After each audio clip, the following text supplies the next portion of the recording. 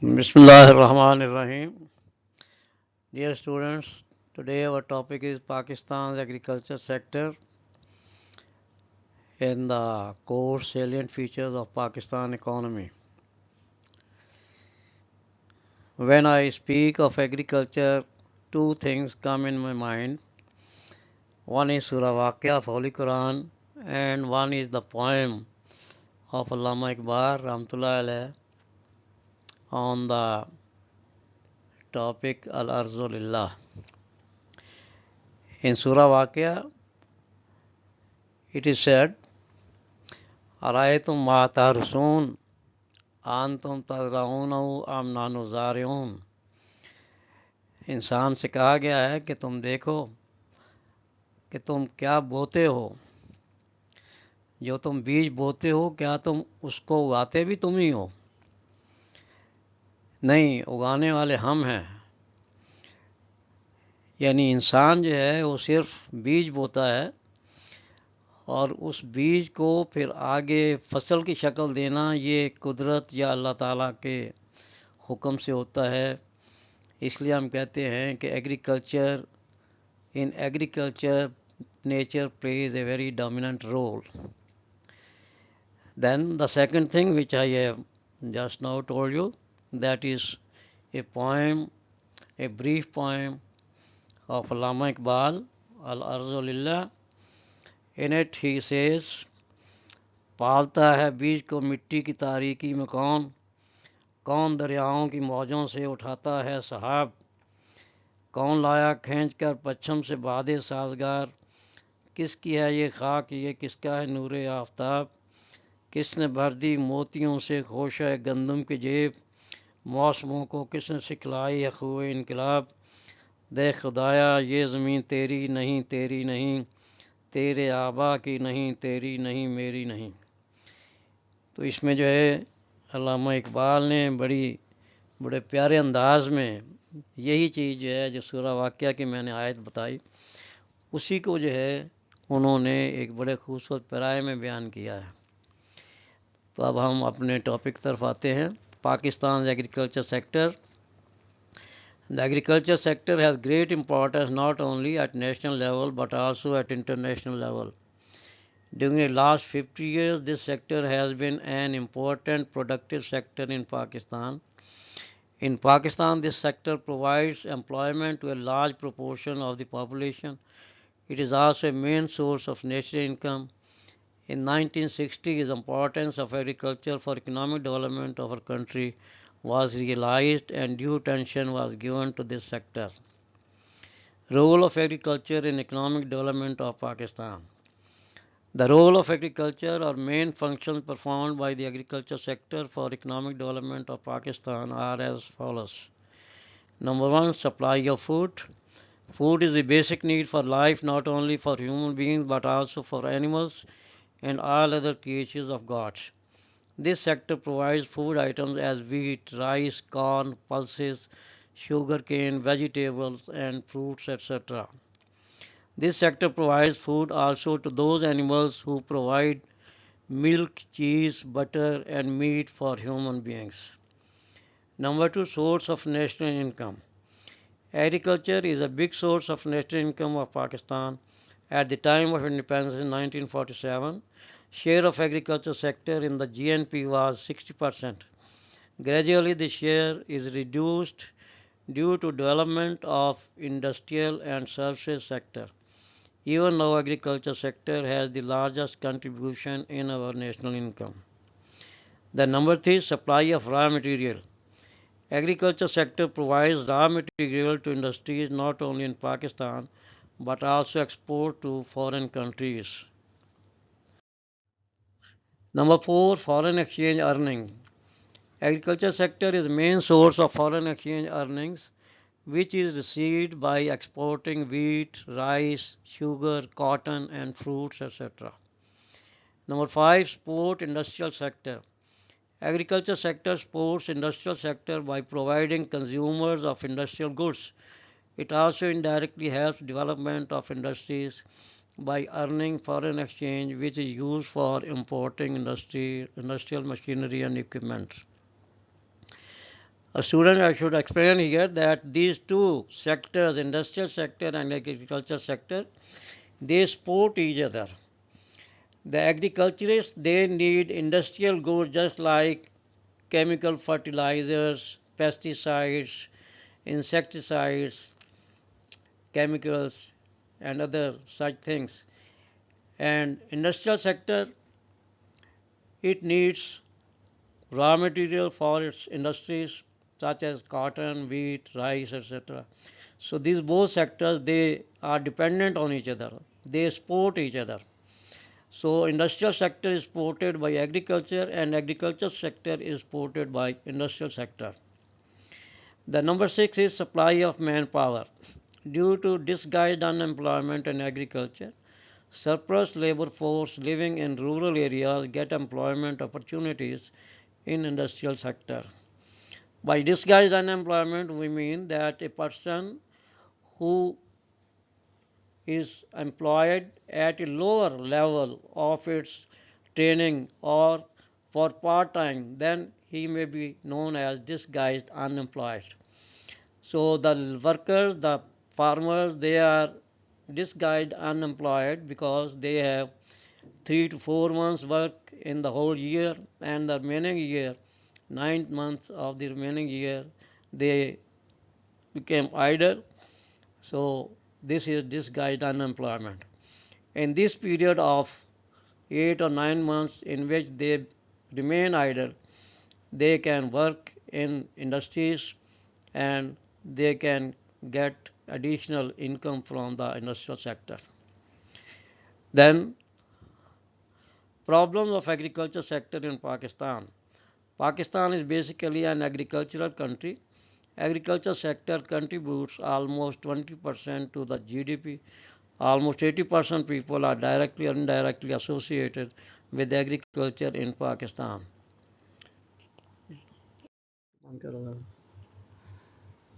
ये तुमने मुझे बनाई है ना. Now, agriculture sector has not shown good performance due to the following reasons. Number one, low per acre yield.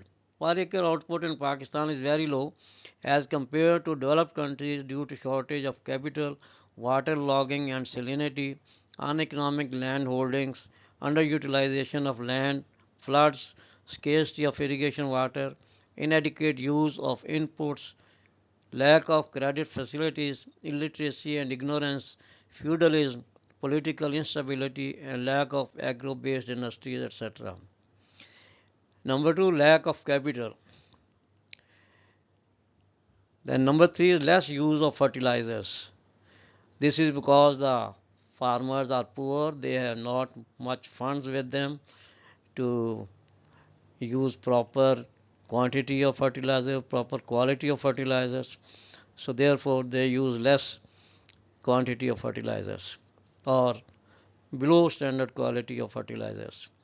The number four, non-availability of high quality seeds. Number five is crop diseases. Number six, lack of mechanization. Mechanization again is out of reach of poor farmers because the tractors, threshers, bulldozers, etc., are very costly things, and only those landlords who have much wealth with them, they can afford these costly machineries. Then market imperfection, and number eight, poor basic infrastructure of our country. Then solution of the problems of agriculture sector. In brief, we discussed that what are the solutions of these problems. The first one, use of modern techniques of production. Modern techniques of production give more output with less cost. Mechanization should be encouraged by giving proper guidance. Number two, proper credit facility should be given by the government through cooperative and commercial banks for purchase of inputs, fertilizers, and agricultural machinery. Number three, better irrigation facilities. To use wastage of water, cemented water channels should be made. Irrigation department should ensure proper and adequate water supply to all the lands till the tail of canal or water channel. Number four, control of water logging and salinity. Wasted land should be made cultivable by plantation of trees and installing tube wells in the area of waterlogging and salinity. Number 5, effective land tenure system. Land reform in the past have not been effective due to malpractices of big and influential landlords. The government should implement effective and land tenure system without any influence or pressure. Number 6, education of crop diseases. Pesticides should be used properly to save the crops from diseases. The government should provide pesticides on low prices to the farmers. These days, as you know, locust, that is tiddy dal, that is attacking our crops in Pakistan, and the damage done by this locust may be in billions of rupees. And there is again a risk that in coming years, another, that is army, may say, you may say army of locust may come from Africa in our country, and there is again a very risk of disaster from tiddy dal or locust in our country in the coming months. The government should take every measure to stop this damage and to control this locust by spraying, by using different chemicals and spraying chemicals on the crops in all the areas of all the provinces of Pakistan. The number 7 is better seeds and fertilizers. The government should ensure availability of high quality seeds and fertilizers on subsidized rates. Number 8, agricultural research and training centers and agriculture universities should be increased at country level. Number 9, improvement of agricultural markets. Exploitation of the cultivators by middlemen and commission agents should be controlled by counteraction of the government. For example, purchasing all the agricultural production at attractive prices from the cultivators directly. Number 10, promotion of agro-based industries such as sugar mills, flour mills, dairy products, cotton textile mills, fruits and vegetables processing units, oil crushing units, etc. should be facilitated and promoted. Number 11, control of smuggling and hoarding. Most of the agricultural products are smuggled or stocked for hoarding purpose. Such malpractices are against the interests of consumers and growers. The government should control smuggling and hoarding with full force.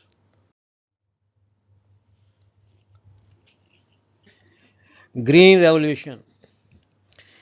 Now we come to a topic of Green Revolution, which was in early economic history of Pakistan, that is in 1950. Green Revolution is the breakthrough or remarkable increase in the quality and quantity of agricultural output through the institutional and technological reforms. Green Revolution in fact started with the introduction of the high yielding variety HYV of wheat seed by Dr. Borlong in 1950. He was of the view that man should not entirely depend upon nature for the production of agricultural goods. He should himself make efforts to increase agricultural output by making scientific and technological innovations. Factors. Number 1, miracle seeds. New variety HYV, high yielding variety. This seed increased production of wheat in Pakistan from 1189 kg per hectare in 1971-72 to 2639 kg per hectare in 2009 and 10. Increase in rice production from 1554 kg per hectare in 1971-72 to 2387 kg per hectare in 2009-2010. Number 2, agriculture research. High yielding plants control insects and diseases. Number 3, increased use of chemical fertilizers. Number 4, multiple cropping. New seeds give early maturity. 3 to 4 crops may be obtained in a year. Number 5, modern machinery to be used which is helpful in sowing, growing and harvesting crops in the shortest possible period of time. Number 6, support price to be given to the growers for higher real income. Such as government purchases wheat from the farmer directly when the wheat crop comes in the market, and this is given the price is attractive for the farmers. The government purchases all the production at that price, which is known as spot price, and when the government completes its target, then only the farmers are allowed to sell their surplus product to the dealers or commission agents or artis, etc. Number 7 is processing, storage, and marketing facilities to be given. Number 8, credit facilities should be ensured through institutions well on time. Number 9, institutional changes like land reforms, market information, and biochemical technology. Number 10, improved water supply through improved cemented channels.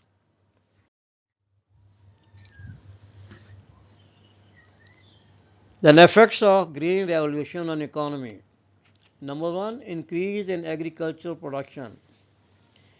Number 2, reducing inter-regional and intra-regional disparities, means between different regions. Inter-regional means between different regions, and intra-regional means that is between different areas of a particular region. The number 3, balanced cropping pattern.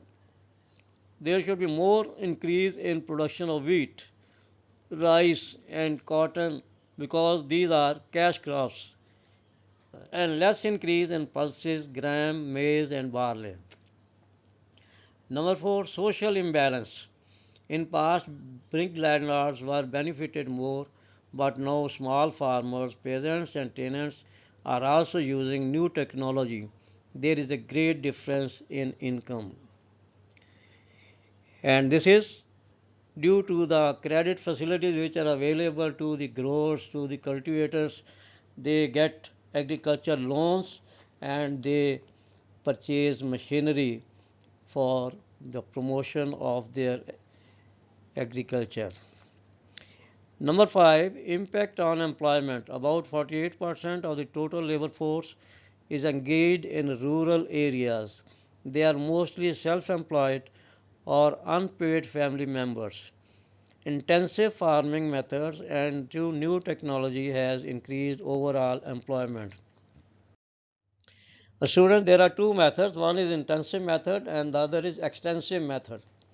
Intensive method means intensive method of cultivation means that the area under cultivation remains the same, but the technique of production that is changed. Mechanization is made and more crops, more yield is obtained. Extensive cultivation means that the area under cultivation is extended, it is increased. So Pakistan needs intensive method of cultivation so that the farmers may get more yield from their small land holdings. Now, agricultural credit. In Pakistan, farmers' income remains low due to their low productivity. They have very low savings, therefore, they always need credit to purchase seeds, fertilizers, pesticides, agriculture machinery, and cattle, etc. Following are the main causes of rural indebtedness. Indebtedness means मकरूज होना, जिसके ज़िम्मे कोई कर्ज़ा हो उसको indebted कहते हैं। तो देहातों में आमतौर पे जो है लोग किसान जो हैं, गरीब किसान जो हैं, वो बहुत ज़्यादा मकरूज़ होते हैं। उन पे जो है बाप दादा के कर्ज़े चले आ रहे होते हैं जो उन्होंने अदा करने होते हैं। तो उसके बारे में जो है ये पॉइंट है। Number 1, payment of ancestral debts, यानी अपने आबाओ अजदाद के, अपने बुज़ुर्गों के लिए हुए कर्ज़े अदा करना। जिस तरह पाकिस्तान हुकूमत ने जो है बाहर से इतने कर्ज़े लिए हुए हैं और हर आने वाली हुकूमत कहती है जी हमसे पहले वालों ने लिए थे लेकिन हमें अदा करने पड़ रहे हैं। तो इसी तरह गरीब किसान जो है वो भी अपने बाप दादा के कर्ज़े जो हैं वो चुकाने में सारी ज़िंदगी गुजार देते हैं। आगे उनकी औलाद जब आती है तो वो अपने बाप के उठाए हुए कर्ज़े जो हैं वो अदा करने में सारी ज़िंदगी गुजारते हैं। Number two, population pressure on land. That is the land holding which a farmer has, owns, that remains the same. But when his sons, daughters, etc., they increase, then that land holding becomes short. It becomes insufficient for all that family. So this is population pressure on land. Number three, uncertain weather conditions. Number four, litigation. Litigation, cases against each other. देहातों में जहालत की वजह से एक दूसरे के खिलाफ मुकदमेबाजी चलती रहती है और ये मुकदमेबाजी भी जो है कई नस्लों तक चलती है। तो ये लिटिगेशन जो है, मुकदमेबाजी जो है, ये भी उनके गुर्बत का एक बड़ा जो है सबब है। Number five, purchase of seeds, fertilisers, cattle and agriculture machinery which are known as inputs. So seeds, fertilizers, pesticides, etc. are the inputs. They are to be purchased by the farmers. They have no funds with them, so they have to borrow from some person or borrow from some institution. Number six, payments of land revenue and water rate. Number seven, construction of houses and godowns, etc. And number eight, natural calamities.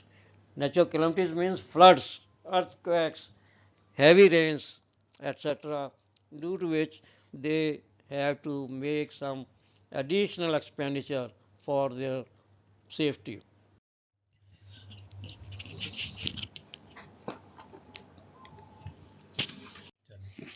Types of agriculture credit. Number one, short term loans up to 1 year. These loans are taken for the period of up to 1 year. Such loans are needed to purchase seeds, fertilizers, pesticides, and to pay land revenue, etc. Number two, medium term loans. These loans are taken for the period of 1 year to 5 years. Such loans are needed for purchases of agricultural machinery, cattle, construction of water channels, etc. These loans are obtained on the security of movable and immovable property and are repaid in 6 monthly or annual installments. The number three, long term loans. These long term loans are for the period of more than 5 years. Such loans are needed for improvement of land, installation of tube wells, purchase of bulldozers, tractors, and heavy machinery, etc. Then sources of agricultural credit. Number one, non-institutional sources. The money lenders, ये जो लोग कर्जे देते हैं और फिर सूद वसूल करते हैं उस पर, तो वो मनी लैंडर साहूकार कहलाते हैं। The money lenders, commission agents, friends, relatives, and landlords are the major sources of such credit. Generally, farmers are exploited by getting loans from such sources. Number two, institutional sources. These are as follows. Zari Tarqiyati Bank Limited, which was previously known as Agriculture Development Bank of Pakistan. Now it is Zari Tarqiyati Bank Limited, ZTBL. This is the biggest source of agriculture credit. It provides short, medium, and long term loans for agriculture activities. Number two, cooperatives. It means cooperative banks. This is the oldest institutional source of credit which gives loans to the farmers through cooperative societies. Performance of cooperatives in giving loans to small farmers is not satisfactory. The procedure is that 20 or 25 farmers, they form a cooperative society, and that society applies for a loan to the cooperative bank. Then cooperative bank, if it sanctions the loan, that society is responsible for the repayment of that loan. So these loans are disbursed through cooperative societies. But this institutional source has not been satisfactory. Then commercial banks. After the Banking Reforms Act of 1972, commercial banks have also been directed to give short and medium term loans to the farmers against the security of land, crops, or personal security to meet their agricultural needs. State Bank of Pakistan gives guarantee on loss of loan up to 50% of loan advance to farmers. The role of State Bank of Pakistan in agriculture financing. Number one, Agricultural Credit Department was established in 1956 for research and assessment of credit needs in the agricultural sector. Number two, SBP, that is State Bank of Pakistan, introduced refinance and guarantee scheme in 1970. Under this scheme, SBP bears 50% of losses on loans given to agricultural sector. Refinance means that if the farmers get loans from commercial banks, then commercial banks can get loans from the State Bank of Pakistan. This is refinancing. The number three, commercial banks were directed in 1972 to give short and medium term loans to agriculture sector. Number four, introduced interest-free production loans scheme. Number five, a share of 75% of loan has been allocated to small farmers with land holding up to 25 acres. Then agricultural marketing. Agricultural marketing includes all business activity that direct the flow of goods and services from the farm producers, that is cultivators, farm producers, to the consumers so that they get them at the time, place and in the form they want and at the price they are prepared to pay for them. It includes activities of transportation, processing, storage, standardization, grading, wholesale and retail trade. In Pakistan, agriculture markets are incomplete and less organized.